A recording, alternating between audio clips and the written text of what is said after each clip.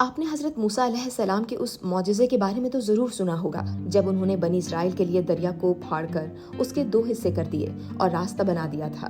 لیکن کیا آپ جانتے ہیں کہ دنیا کے کسی کونے میں آج بھی ایک ایسی جگہ موجود ہے جہاں بالکل اسی طرح سمندر خود بخود 2 حصوں میں بٹ جاتا ہے اور وہاں ایک راستہ بن جاتا ہے؟ جی ہاں، بالکل یہ حقیقت ہے اور یہ معجزہ ہوتا ہے جنوبی کوریا کے جزیرے جنڈو میں، جسے میریکل آف جنڈو یعنی جنڈو کا معجزہ کہا جاتا ہے۔ یہ قدرت کا حیرت انگیز منظر سال میں 2 مرتبہ عموماً مارچ اور جون کے درمیان دکھائی دیتا ہے۔ اچانک سمندر کی لہریں ٹھہر جاتی ہیں، جس کے بعد جندو اور مودو جزیرے کے درمیان تقریباً 3 کلومیٹر لمبا اور 40 سے 60 میٹر چوڑا راستہ بن جاتا ہے اور یہ قدرتی راستہ 1 گھنٹے تک کھلا رہتا ہے۔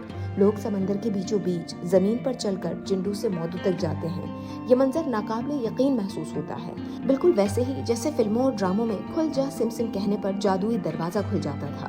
مگر یہ فلمی سین نہیں بلکہ قدرت کا کرشمہ ہے۔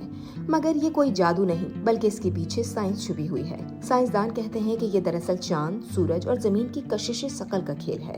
جب یہ تینوں ایک خاص ترتیب میں آتے ہیں تو سمندر میں انتہائی کم یا زیادہ مودو جزر پیدا ہوتا ہے۔ مودو جزر وہ قدرتی عمل ہے جس میں دن میں کئی بار اوپر نیچے ہوتا ہے۔ جندو اور مودو کے بیچ سمندر کا فرش خاص ڈھلان اور مٹی سے بھرا ہوا ہے، جس کی وجہ سے پانی پیچھے ہٹتے ہی ایک قدرتی راستہ ابھرتا ہے۔ اس دلکش نظارے کو مقامی لوگ معجزہ قرار دے کر راستہ نکل آنے پر جشن مناتے ہیں، جسے Jindo miracle C road festival کہا جاتا ہے۔ ہزاروں سیاح اور مقامی لوگ جمع ہو کر سمندر کے بیچوں بیچ پیدل چلنے کا تجربہ کرتے ہیں۔ جس طرح قدرت کے حیرت انگیز واقعات سے ہمیشہ کئی کہانیاں جنم لیتی ہیں، اسی طرح جنڈو کے معجزے نے بھی ایک لوک داستان کو جنم دیا ہے، جو کچھ یوں ہے کہ پرانے زمانے میں جنڈو پر شیر حملہ آور ہوئے تو لوگ جان بچا کر فرار ہو گئے، لیکن ایک بوڑھی خاتون گرینی بیونگ پیچھے رہ گئی۔ اس نے سمندر کے دیوتا یونگ وانگ سے دعا مانگی، جس کے بعد خاتون کو خواب میں بتایا گیا کہ سمندر ایک قوس قزح جیسا راستہ کھولے گا۔ اگلے دن وہی ہوا، پانی پیچھے ہٹ گیا اور بزرگ خاتون کا خاندان اسے ڈھونڈنے واپس آیا اور اسے بچا لیا۔